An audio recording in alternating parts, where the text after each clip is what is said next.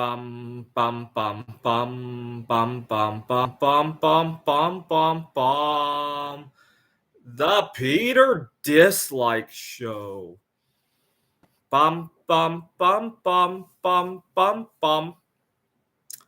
So this past month, as part of my spring cleaning of my lifestyle, I started to pay attention to my food more when I'm eating, and I come to discover that we don't have enough time to eat. Not just at our jobs, but as a culture, we don't allocate enough time and give enough thought to it. In fact, during my soul searching, I discovered that even though Mr. Let's Go Brandon is worried about food inflation, we spend a very small percentage of our income on food compared to other countries. I think in the United States, it's about 6 or 7%. In Taiwan, it's about 20%, right? And I would argue they're wealthier than we are in terms of their culture. See, I don't equate wealth and money. Money is a part of wealth. It's probably not that big a part, right?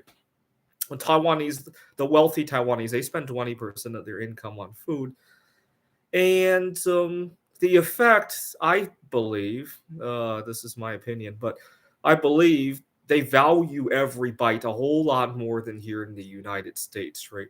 It's just like if you were eating something expensive, right, as a luxury, right, you would value every bite, right?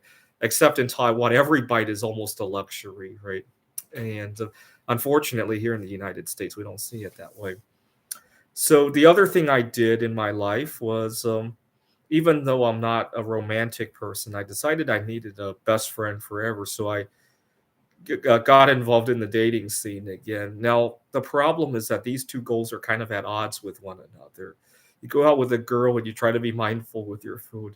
I love my food a lot more than I would ever love a girl in terms of romance, at least. Maybe not in terms of partnership. And so it feels odd. I know it's odd. She knows it's odd. And obviously, some people just don't have the patience for it. I think she does have a lot more patience than a lot more of other people. She's Irish, so she does have a family background of being mindful about eating. But then she has however number of years of American brainwashing in her. Right? Not that it's her fault. Okay, so that was earlier this week. Yesterday, I decided to go on a different kind of date, and I thought I had some relief from all the hurry mania society that we live in terms of our food. Well, guess what? Even the waiter was impatient with how I was going to eat and kept checking up on my table, kept wanting to take stuff away, and it's just toxic.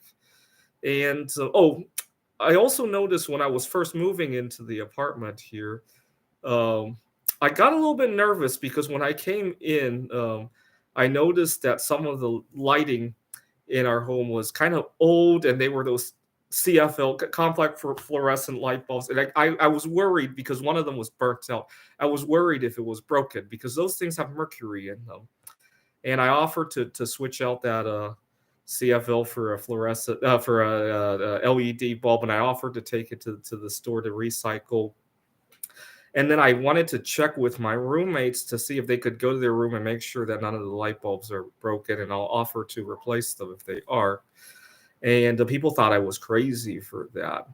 And almost nobody, at least the younger people who were living here, almost nobody knew what mercury even was.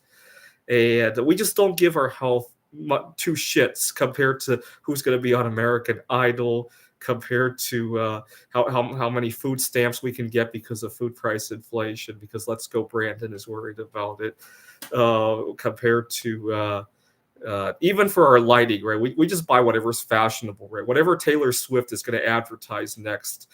I don't know if she advertises light bulbs, but if she did, we'd give that a whole lot more thought than whether or not there's a broken light bulb in my room and it's going to give me brain cancer, right? Or maybe not brain cancer, but neurological disease, right?